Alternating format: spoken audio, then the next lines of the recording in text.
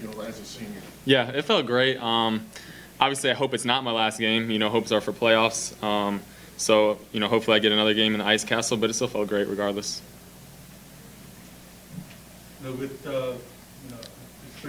Feels like it's been a few weeks since you reached the 70 mark receiving wise. I mean, to kind of tie a nice sort of bow on your home career. Hopefully you guys still have one more left, but what is the significance of that for you to kind of end on a strong performance like that? Yeah, it feels good. It always feels good to have the ball in your hands and make plays.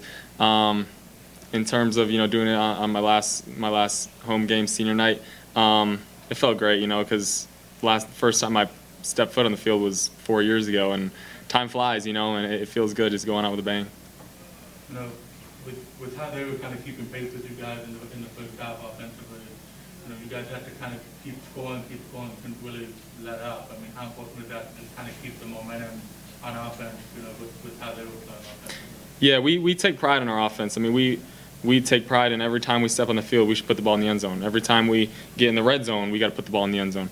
And when we don't do that, we really got to double down on that. And we came out of halftime with 31 points. And a lot of people would say that we put up that's great for a team, but we immediately got to go to our problems, we go to our mistakes and try to fix them, because we know as offense what we're capable of and that we can put up even more than 31.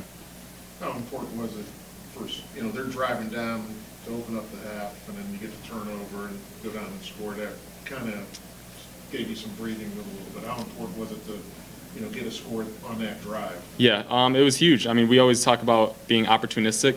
That's one of our things for our offense. Our thing is we call our offense opportunistic offense, saying whenever we get a turnover, whenever we get the ball with good field position, good kickoff return, good punt return, whatever it is, we need to be opportunistic and score points, because that can change the tide in the game, and I feel like it did today.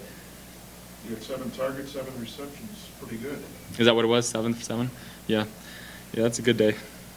Matt, obviously you've built some chemistry and had a connection with Bo since, before the start of last season, before he took over the starting job. That connection showed last year with you guys, and it continued this year. Seeing, the performances that he's put up this whole season, I think he's up to 42 total touchdowns this season, 21 passing and 21 rushing. Just what's it been like to play alongside him and play with him? Yeah, I'm so happy for him and proud for him. I mean, he's one of my best friends. We live together. We've been living together for like 2+ years now. And he deserves everything he gets. He's the hardest worker in the room. He's the first one in the facility, last one to leave. And everyone says that. Everyone says, oh, this kid's the hardest worker, but he is. I could attest to that. And yeah, everything that he gets is coming to him. He deserves it, and he's the best player in the FCS. I truly believe that. So I'm so happy for him.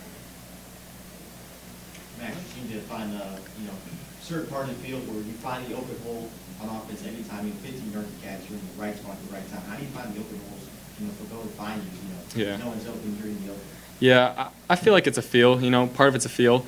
Kind of like you're not supposed to look. When you're running routes all over the place, but you just feel it. You know what I mean?